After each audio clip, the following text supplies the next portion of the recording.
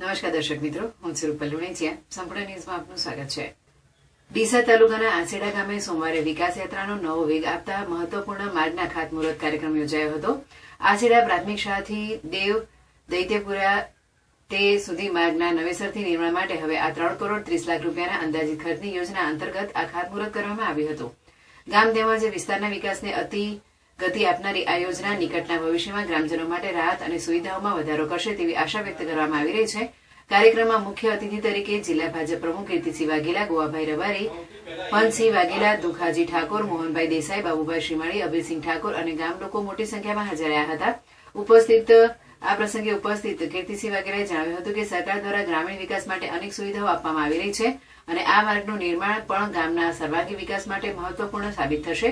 તેમણે ઉમેર્યું કે આંસેડા ગામે પૂજા સ્થળો, શાળા, ખેતીવાડી વિસ્તારો અને વસ્તી વિસ્તારમાં સુવિધાજનક માર્ગ વ્યવસ્થા હોય તે સમય અને સંસાધનોની બચત સાથે સાથે ગ્રામજનોના જીવનમાં સકારાત્મક પરિવર્તન લાવશે.